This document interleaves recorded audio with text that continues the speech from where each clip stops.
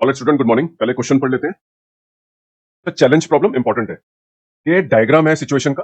A block of mass m is attached to a horizontal spring of spring constant k fixed to the wall and is initially at rest on a frictionless surface.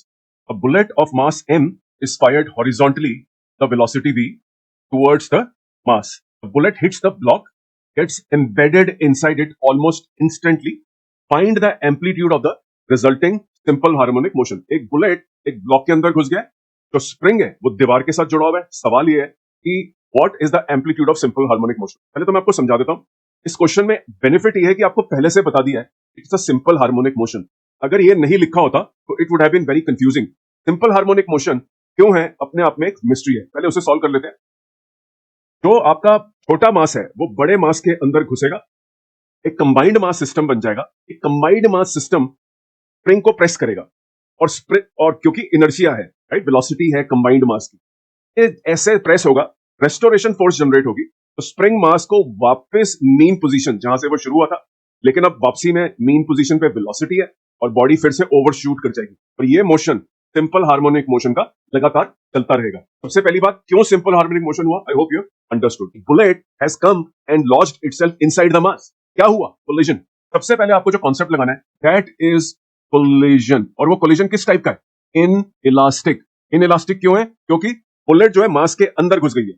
तो आपको क्या करना है, mass of bullet multiply by the velocity of bullet is equal to the mass of the block plus the mass of the bullet, क्योंकि अब वो दोनों एक, bullet is inside, multiply by the common velocity. तो आपकी जो common velocity है be common, that will come out to be mass into velocity divided by m plus m।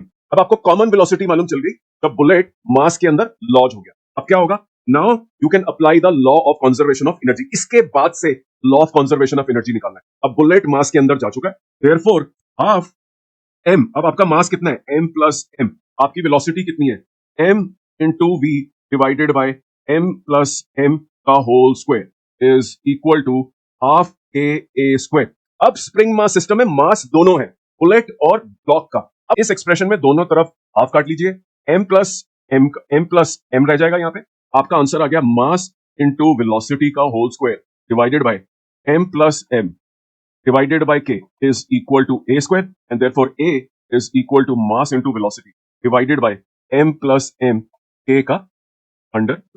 I hope the solution is clear in your mind. कैसे solve करा हमने? Law of conservation of energy direct bullet का नहीं लगाना, पहले in elastic collision से दोनों की वेलोसिटी निकालनी है। दोनों की वेलोसिटी निकालने के बाद अब combined mass law of conservation of energy से आपको हाफ के ए स्क्वायर के बराबर देगा, उसकी मदद से एम्पलीट्यूड निकालना है। इंपॉर्टेंट क्वेश्चन है।